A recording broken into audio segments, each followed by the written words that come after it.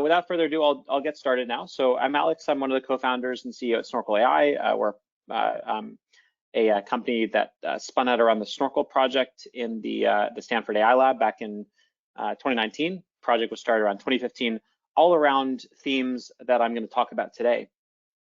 And then I'm also on faculty at University of Washington, where I get to research similar themes as well. So at a high level, I'm going to talk about how we can operationalize existing knowledge, and knowledge has been codified in all sorts of, both legacy or more structured formats, as well as more continuous or embedded formats like large language models or foundation models.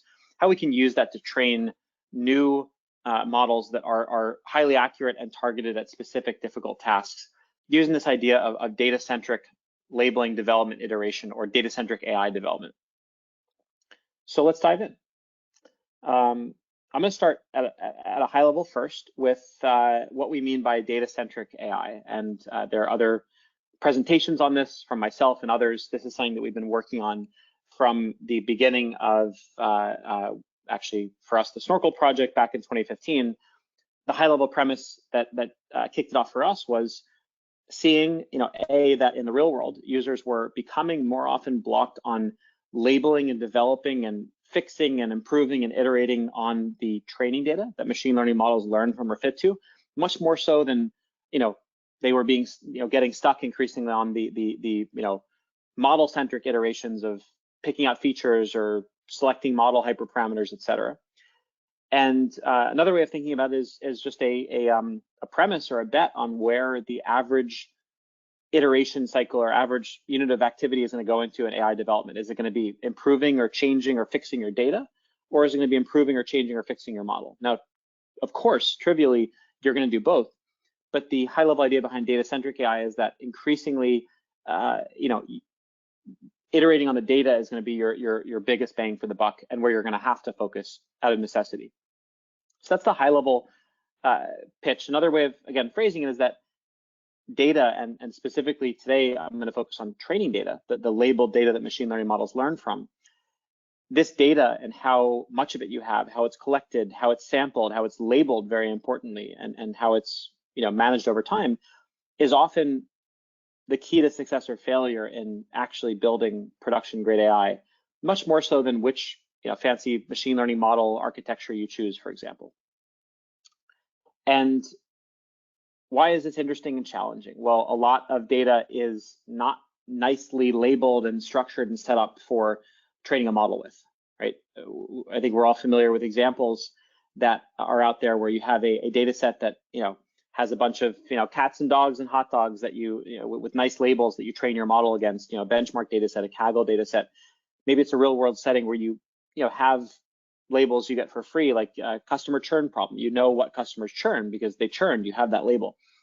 A lot of, as we often think about the kind of iceberg under the surface, data sets and use cases out there have very unstructured data, think, text, image, PDF, video, time series, et cetera, and don't have labels for the problem that you're trying to predict. Maybe you're trying to power an enterprise chatbot or triage chest x-rays or identify objects and images, and you don't have the labels to teach the model how to do that. And moreover, the labels that you would need to get come from highly trained, in-demand experts, require private data, require lots of time and expense. And so this is the difficulty that we face around the data. Another thing that's worth emphasizing is that developing data, and this is a kind of key premise behind all of our work, and it's a key thing that I've never not see rear its head in a real world project, which is the fact that developing and labeling your training data for AI is almost never a one-off process. It's almost always iterative in real world applications. You get some data, you spend a bunch of time, maybe even weeks, months, or longer labeling it. You train a model, great. You ship the model to production, and then something changes. Something changes in the input, in that the data shifts distributionally, or people start talking about new things, or new things pop up in your images because the world changes.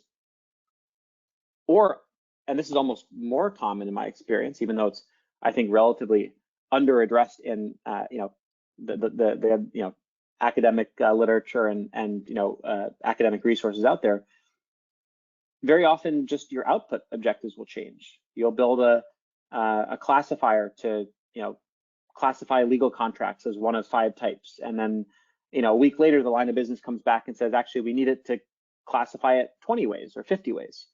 We built a triage model for chest X-rays with the Stanford Radiology Department, and it was a emergency, not emergency level classifier. And then the next hospital system needed 5 triage codes. So these changes to the input and to the output objectives end up necessitating constant iteration and resampling, refreshing, relabeling, redevelopment of your training data. So in summary, the training data is increasingly the heart of what actually makes your modeling activity work or not work, especially as models get more and more commoditized and powerful and standardized, and AutoML, as a broad theme, becomes more and more performant. The data becomes the crux of whether your projects work or not, and labeling and developing it and then doing it over and over and over again as conditions change ends up being, if you view it pessimistically, the key bottleneck in AI in many settings. Or if you view it optimistically, which is the track I'm going to take for the rest of this talk, it just becomes a new development epicenter. It becomes a new type of iteration, a new type of workflow that's primarily based around labeling and developing your data, testing it out with your model, and then analyzing it for where you need to go next to further improve or adapt the quality. So this is a simple picture of how we think of data-centric AI, and it's going to frame a lot of what I talk about how we actually power this flywheel in the rest of the talk.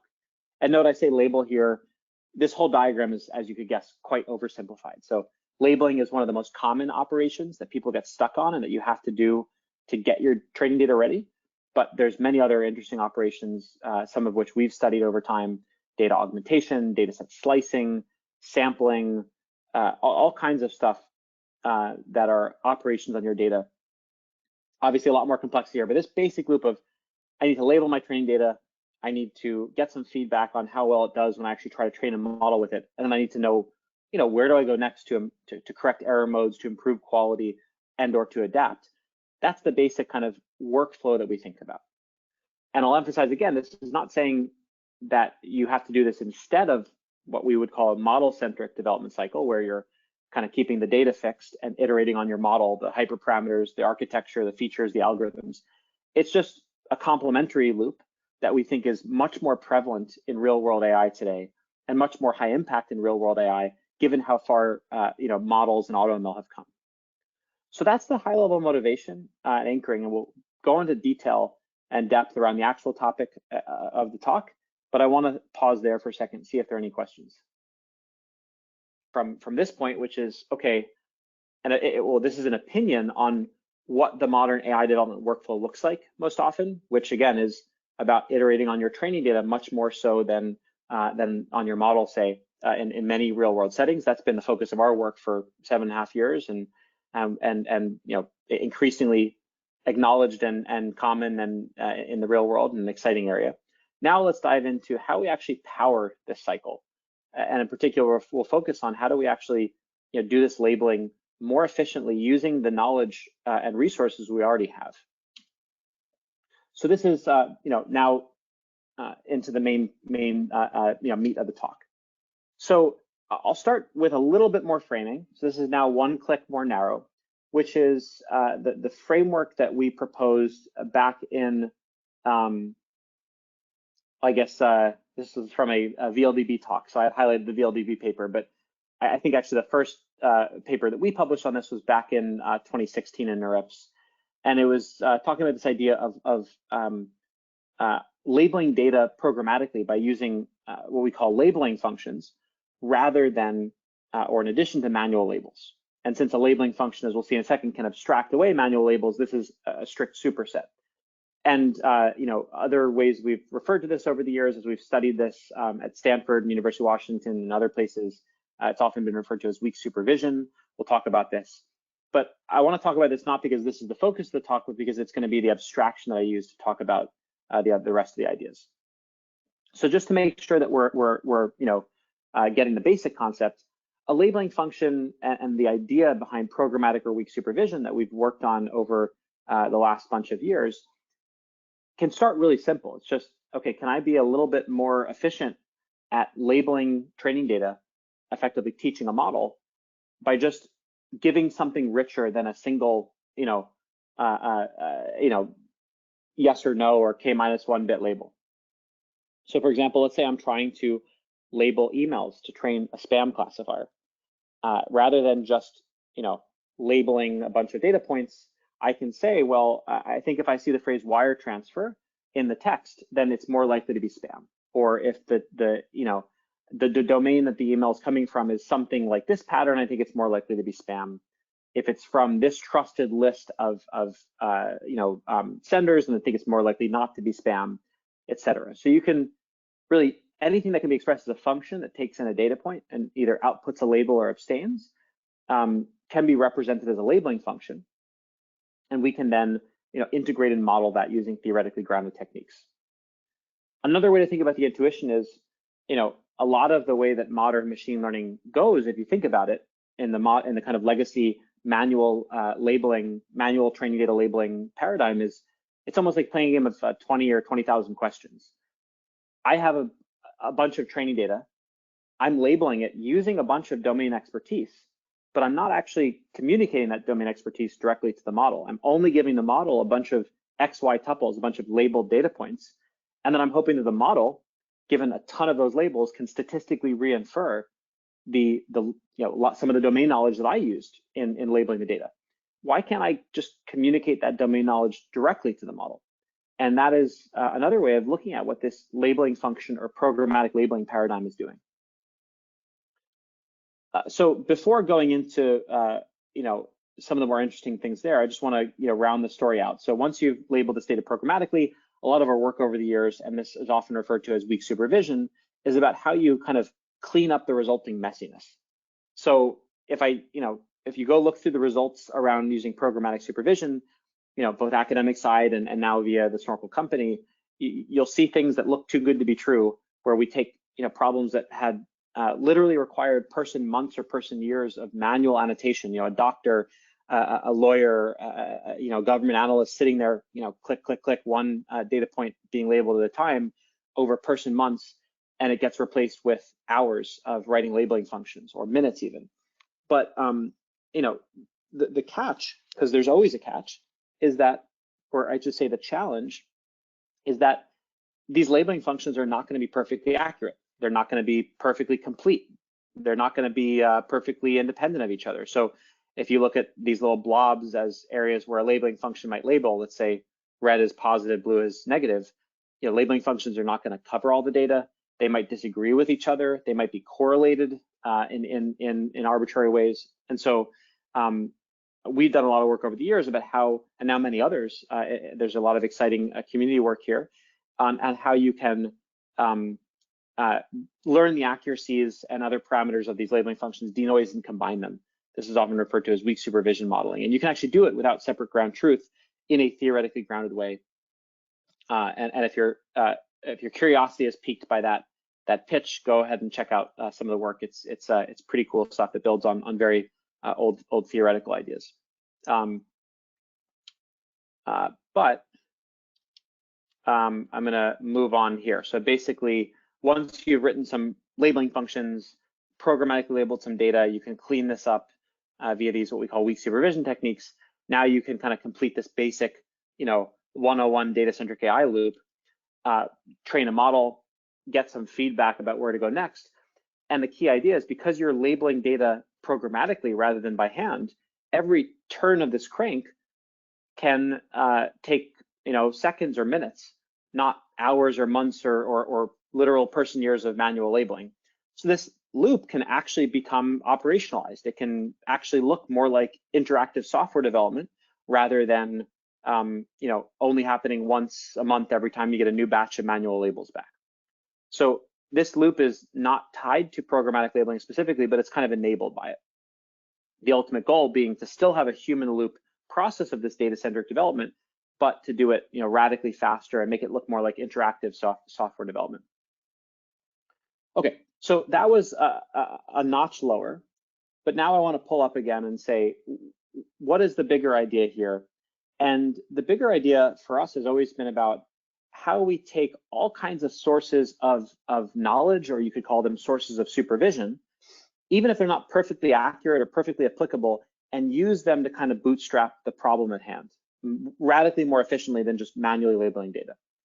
So the idea here has always been that this labeling function that we started publishing, this idea of a labeling function we started publishing about back in 2016, was just an abstraction or an API for all these sources of input. And I'm gonna go through some examples here, and this gets the actual title of this talk around operationalizing organizational knowledge for AI. But the high level idea is that, again, a labeling function could be a heuristic or a pattern matcher or a regular expression for text or something like that, but it can also just be an abstraction around much richer sources of signal. A labeling function could represent the labels produced by an annotator. A labeling function could represent a cross-check against an ontology or a knowledge base or a dictionary. It could represent or wrap a piece of a legacy rules-based system. It could represent a model. It could represent an embedding similarity function. It could represent the output of a foundation model or a large language model, which we'll talk about. So basically, again, I'll emphasize the high level idea here is not, okay, let's just use some rules or heuristics to label our data, which in and of itself actually yields often much more powerful and efficient results than labeling data by hand. But the bigger idea is, how do we take all of this knowledge that we have in legacy systems, in learned models, in piles of labels, even though it's not perfectly accurate or perfectly appropriate for our problem, can we dump it in and do something with it to bootstrap our model? And the answer is yes, if you handle it correctly, which is quite exciting. So let me give some examples. This abstraction of labeling functions and weak supervision, first of all, subsumes and in fact builds on theoretically old work on how to automatically manage and estimate the accuracies of and kind of clean up the inputs of annotators. Like often this is referred to as the crowdsourcing kind of line of work. So I want to give a sense of what that might look like. So imagine you have one labeler who's labeling your emails and they have about 75% accuracy because they're pretty good but not amazing. They're a little bit careless. And they may also have an expertise area. They're really good at identifying pyramid schemes. And you have another labeler who is very accurate overall, and they also spike around credit card fraud. And then you have a labeler that's just what is often in this space called a spammer. They're actually worse than random, and their accuracy is about 35%. So in this binary problem, they're actually worse than random. They're adversarial. The cool thing is that if you represent the outputs of these labelers each as a labeling function, you can plug them into these techniques, and these modeling approaches, these weak supervision approaches, including the ones that we've built over the years, can actually automatically estimate the accuracy, the expertise areas, even potential collusion between the labelers, and ultimately kind of up and down weight their outputs accordingly. And this is actually pretty cool. This goes into the theory side of things, which I'm not going to detour into for too long. But again, if you're interested, there are other talks and papers that we published about this. The idea here is that you don't actually need separate ground truth data. You can actually just look at what's going on behind the scenes in this weak supervision approaches. We're looking at the overlaps, the agreements and disagreements, or formally a form of the covariance matrix between the outputs of these labelers. So if with theoretical guarantees, you can actually, if you look at enough of the outputs, you can say, look, labeler 3 always seems to be disagreeing with labelers 1 and 2. So I'm going to downweight how much I trust labeler 3, and I'm going to downweight their labels. Whereas labeler 2, seems to be, agreeing with others most of the time. And actually 3 is the theoretical minimum. So ideally it works better as you have more and more labelers. You can say, look, labeler 2 always usually seems to be in the consensus. So I'm going to trust them more. So you can actually, with theoretical guarantees, converge to these correct estimates just by looking at how they co-label. But anyway, all this happens for free if you just represent one of these labelers each as a labeling function. So this is an example of how this idea of programmatic labeling can subsume, and manage kind of crowd workers or annotators. Another line of work, one example most recently was published by my colleague Jason Fries in Nature Comms as a medical application, I think for COVID phenotyping. And so this comes up a lot. A lot of our public examples are in the medical world, but there's lots of other ones. Another example is how you can use ontologies or knowledge bases, so formal structured sources of knowledge, to auto-generate labeling functions and label data to train models. So let's take an example where you're trying to train an NER model to tag symptoms or phenotypes in medical records and maybe categorize them certain ways. What you can do, and this is actually roughly corresponds to the example in this and several other papers, is you can use pattern matching against pieces of one of these medical terminology ontologies as labeling functions, pardon me. And what this then boils down to is Snorkel will or a Snorkel-like approach will learn a weighting over the ontology that is relevant for the problem at hand. So again, you're kind of taking these organizational resources, manual labels, ontologies, etc., and compiling them to labeling functions, after which this engine will automatically kind of, intelligently kind of clean, reweight, and combine them into clean training data you can use to train a target model. And one thing I wanted to highlight here is one of the students I get to work with at University of Washington, GAU, recently had a paper in iClear along with some collaborators, I think at Microsoft Research Asia and Georgia Tech, which actually goes into a bunch of really interesting detail about how you can use ontologies to help connect lots of related or indirect weak supervision sources. So I won't go too deep into this. I'll just flag it if anyone's interested in more detail. This is a cool piece of work. Basically, simple example. Imagine that you're trying to, label, lion versus cat versus wolf versus dog, and you actually have all these other resources and models and ontologies that have all this kind of, related and overlapping, but more fine grain or more coarse grain information.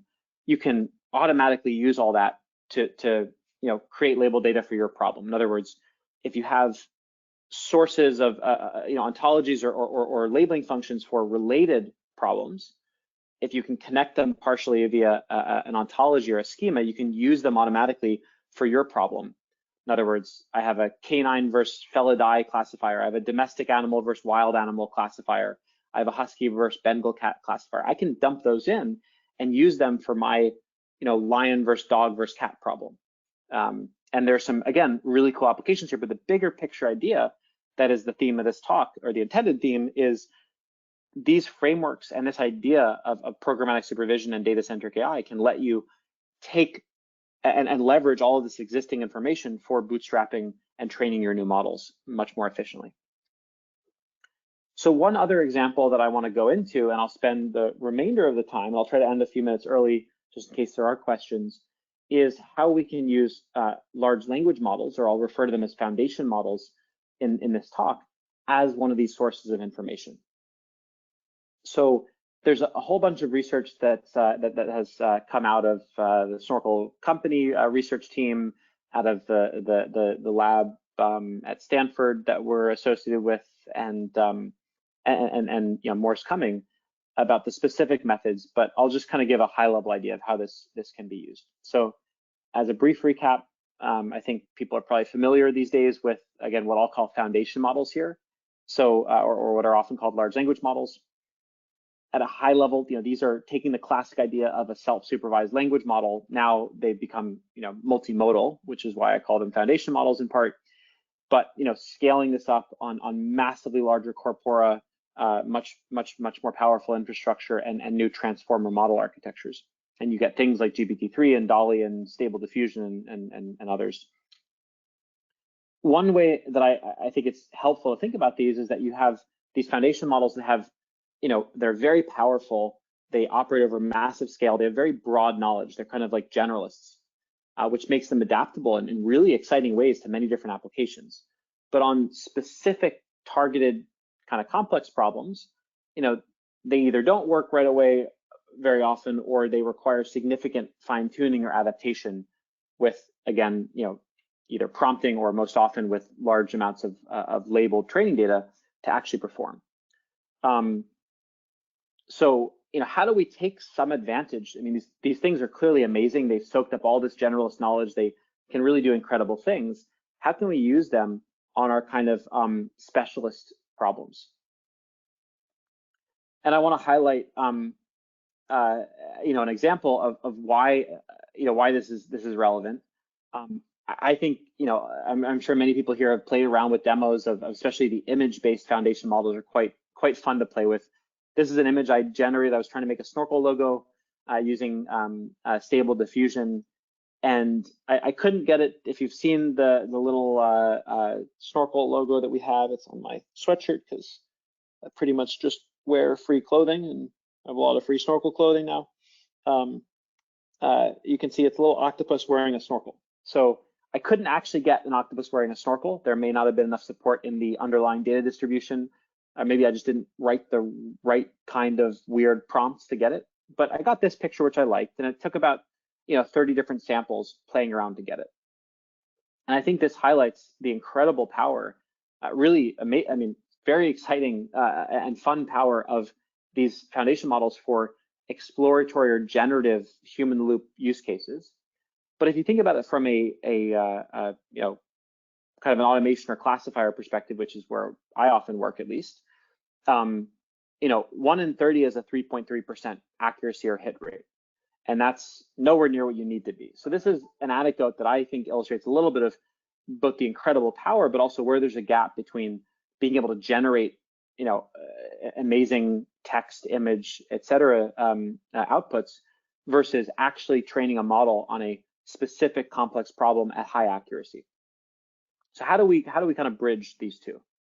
That's one way that we kind of frame the work here. So another way of thinking of those challenges, foundation models require usually significant fine tuning with labeled training data to actually work on these complex problems. They're also very difficult and expensive to serve in production, not just from a cost perspective, but also from a governance perspective for many enterprise or organizational settings. So one of the ways that we've been working on and seeing some great success, both out in some of the stuff we published, as well as with customers on the Snorkel company side, is using them as another source of programmatic supervision or data-centric supervision, basically by prompting the foundation model with relevant prompts. Again, let's say we're doing our spam classification problem. You can ask if the email talks about money transfers, or ask if the email is selling something. Again, you can just write these in natural language in a variety of templates like questions. And you can use this to prompt the foundation model. And the output of these prompts, none of them will get 100% at your spam classification problem, but they can serve as sources of supervision for training your model. So in other words, you're kind of prompting these foundation models to auto-label data as a starting point, and then you can refine it with other sources of signal to make targeted corrections to get to your accuracy level. So if you want some more details on some of the approaches we're taking, there's a paper from some folks at the Snorkel company on the research team about exactly kind of what I just talked about, using prompts to generate sources of weak supervision, which can then be represented as labeling functions and combined with all the other ones we talked about. Another related work came out of my colleague Chris Ray's lab at Stanford called AMA. It's a prompting technique, but again, it kind of takes the output of prompts and compiles it all and combines it all using this weak supervision paradigm. I'm not going to go into the details of those. Again, all I'd say is at a high level, you're using a large language model not directly in production, where it is often difficult for the types of problems that at least we work on to get these things to work at high accuracy for these very complex specialist problems. But you can use them as sources of supervision, and you can then combine them with all the other sources we talked about, with manual labels if you have them, with ontologies, with patterns and heuristics, and basically combine all of these sources together for maximum impact. And what this does is it actually kind of lets you extract signal from all the sources you have available to get the highest accuracy from your ultimate model. And it makes the process iterative, right? You're not just stuck if your heuristic approach or your foundation model approach doesn't get the perfect accuracy right away. You're able to actually iterate in this data-centric way until you're at the right accuracy level. Around the iteration, I'll just briefly highlight there's some cool work also about how you can combine these programmatic supervision ideas with active learning. This is going to be appearing at VLDB with one of my other students at UW Cheng Yu. Some really exciting work. But I will wrap up there with about 5 minutes to go. And again, I think main ideas that we covered was, number one, this idea of data-centric AI development, this idea that especially as models become both more powerful but also more opaque, a lot of the actual iteration in improving and maintaining and adapting models happens in terms of iterating on the training data, not iterating on the model.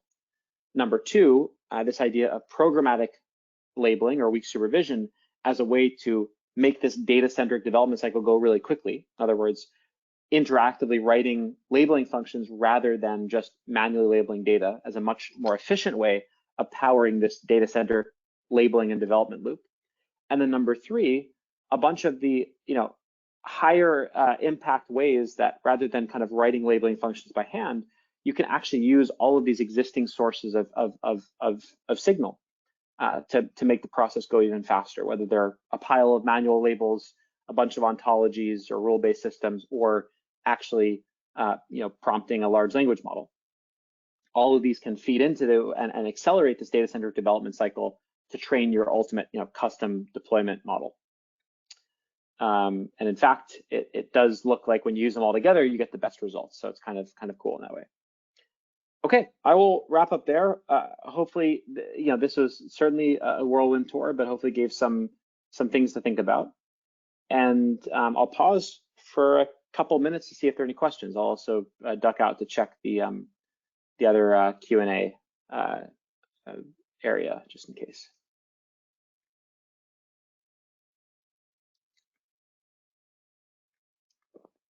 Awesome. So I see a question here.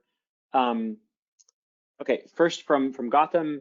Thanks for a great talk. Was wondering, is overfitting to labeling functions a problem? If the model is sufficiently complicated, might it just mirror your labeling functions? That's a great question. So let me pull up a slide just to help as a visual aid. Apologies, 1 second. I had to figure out where the heck my cool slides went. Here we are. Okay. Great. So you should be able to see my my slides again. So I'll just go back just for a visual aid while I talk about this. So and I'll just address this general topic and then answer the specific question. So just as a recap, usually when we write some labeling functions, they end up labeling or accurately labeling a subset of the data. So imagine this image on the left is where the labeling function is labeled. So you've got three red labeling functions voting positive, let's say, and 3 blue ones voting negative. We can use weak supervision modeling techniques to kind of combine these labels, but we've still got all these data points in gray that are not labeled. So ultimately, we want to train a model to do what machine learning models do well, which is generalize to more to more general, robust patterns. And indeed, when we train a model, now that model can label all the data points, not just the ones we labeled. So that's one reason why we have this full pipeline. I'll note that if you write labeling functions that accurately label all the data to start, then you don't even need to train a machine learning model, which is actually, in my view, a positive outcome. And that's by design in this workflow. In other words, if you can write a bunch of functions or use a bunch of existing sources to comprehensively label your data set at high accuracy, stop there and save the GPU cycles for training a custom model. But in most cases, you label some of the data, then you train a model. Now back to Gotham's question. The question was, how do you prevent overfitting, right? How do you make sure the model doesn't just learn exactly the labeling functions patterns? And the answer is that number one, as you, and I'll just give the intuitive answers. Number one, as you write more labeling functions, it becomes less and less, possible to recover the exact, voting pattern of the individual labeling function. So once you have a bunch of labeling functions, you can't really, there's like an information bottleneck. You can't recover the exact labeling functions and fit to them.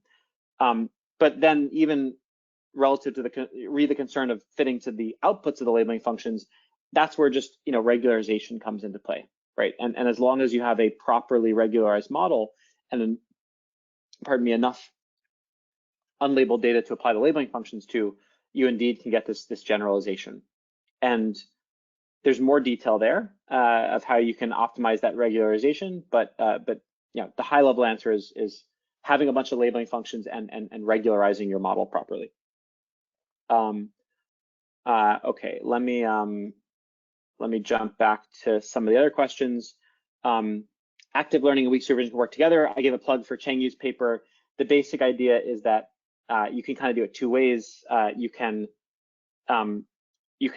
basically optimize your active learning strategy, not to kind of, basically you can think of active learning plus programmatic weak supervision as the active learning objective is not what data point do I think is going to be most helpful to be labeled by hand next, to what set of data should I show the user that in expectation will prompt them to write the most informative labeling function. So same idea that you're trying to guide the user to the kind of most helpful part of the space, of the data space to get more signal, but now it's relative to an expected labeling function output. The cool thing is that on the other side of things, when trying to model how good that labeling function is and where it's good at, you can take the context of what the user was looking at when they wrote it into account. Like if I wrote a labeling function looking at images in the nighttime, if I trace that context, I should be able to guess that labeling function is going to be more accurate in nighttime than daytime. So you can kind of do it in two ways. That's the gist of Cheng Yu's paper, but I'd encourage you to check out the details. I see here a concern with using foundation models as a source of labels that the foundation models are, after all, still probabilistic in nature, and that using them as ground truth meant that we'd be somewhat carrying forward their errors. What is your view on this? I think this is a great point to raise, and this is one of the main reasons why we're talking about using foundation models as a source of supervision along with other signals and an iterative development process versus just straight up deploying foundation models, right? Because they are, especially on challenging, problems that are different from the domain they were trained on. They're not just classifying web text. They're hard specialist problems that aren't well represented on the internet where these things are trained on. We do expect these models to have errors and biases and other issues. And there's no easy answer to how you correct those, but this data-centered development process is the practical one that we believe in, right? You use these large language models to get some initial signal, but then you iteratively do data analysis to correct their errors, to augment them with other sources, et cetera. So not a magic push button solution, but kind of the concern that you highlight, Shan, about the fact that foundation models aren't perfect is exactly the motivation for not just using them as is, but plugging them into a framework where you can iterate on them.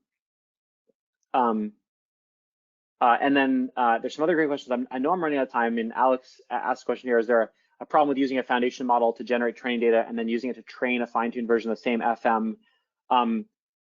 Actually, you can do that. I don't have any great, kind of empirical studies on that yet because it's still fairly new. And most often, what we see in practice is most people who are going to use foundation models, they can access bigger foundation models in development than they can in production. So often you're using a bigger foundation model as the source of signal to generate your training data, and then you're using it to fine-tune a smaller model like, say, BERT. And this is one of the advantages of this approach, is that you're effectively distilling some of the knowledge from the big model plus all these other additional or corrective labeling functions into a smaller model. Hypothetically, you could redistill back into the same model, and the reason to do that, I guess, the reason to do that would be that you'd write other labeling functions, other sources than just the foundation model. So you'd prompt the foundation model, but then you'd write other labeling functions to correct error modes, and then try to refine tune it, which could work. We've seen it less frequently though, because often you don't need to fine tune this gigantic model for the downstream problem. But it's definitely something you could do, and it would be interesting to study what happens in that case. I'm out of time now. I think just one other question I found back in the webinar panel is, how do I apply Snorkel to unstructured data like computer vision? A lot of interesting stuff coming, both on the Snorkel company side, but also we've published, my co-founder and former lab mate Paroma Varma did a lot of her work on image applications of this technique. So she's got a bunch of papers. I encourage you to check it out. All kinds of ways you can do this. You can use metadata. You can pre-process images. Imagine picking out the features, putting bounding boxes around the objects, and then writing labeling functions over those building blocks. You can apply now a lot of these foundation model or embedding-based labeling function approaches, like we talked about, which are very immediately multimodal. Lots of great ways that, or even cross-modal, from text prompts to image, etc.